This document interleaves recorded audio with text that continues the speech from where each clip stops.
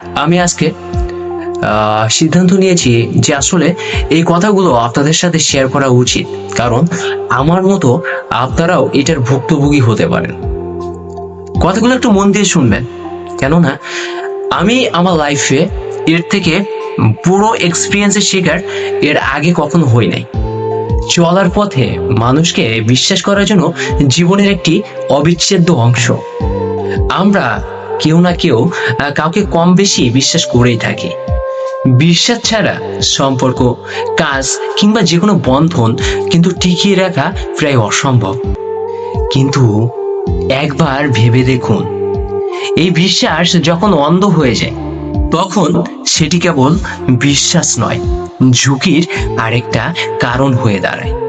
অন্ধবিশ্বাসের উপর ভর করে আমরা যখন নিজের সবটা দিয়ে দেই তখন সেটা শুধু বোকামি নয়, নিজের প্রতি অবিচার। কেননা এই অন্ধবিশ্বাস একটা সময় জীবনের কাল হয়ে দাঁড়ায়। সত্যি, এই অন্ধবিশ্বাস একটা সময় জীবনের কাল হয়ে দাঁড়ায়। মানুষ আপনাকে ঠকাতে পারে, আপনার সহজ সরল মনোভাবকে সুযোগ হিসেবে নিতে পারে। এর ফলে আপনি হারিয়ে ফেলেন নিজের বাস্তবতা বোঝার যে ক্ষমতা। অন্ধবিশ্বাসের পরিণতি হলো এক প্রকার অন্ধকারময় পথ চলা, যেখানে আপনার চারপাশের সবকিছু ধোঁয়াশার মতো মনে হবে।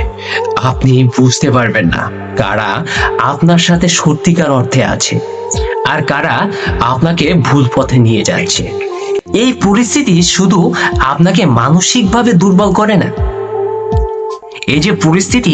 এই পরিস্থিতি আপনাকে মানসিকভাবে দুর্বল করে না, বরং আপনার জীবনের দিশাও পরিবর্তন করে দিতে পারে।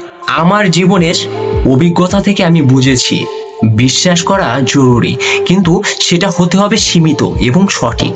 সুতরাং বিশ্বাস করুন, তবে বুদ্ধি এবং বাস্তবতার সাথে।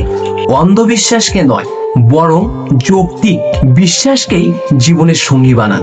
এমন পরিস্থিতিতে নিজেকে প্রশ্ন করুন, আপনি যা করছেন সেটা কি সঠিক? আর যে মানুষটাকে বিশ্বাস করছেন সেই মানুষটা কি বিশ্বাসের যোগ্য? নিজের মনের কথা শুনুন এবং বাস্তবতাকে কখনো এড়িয়ে যাবেন না। তাহলেই জীবনে সফলতার মুখ দেখতে পারবেন।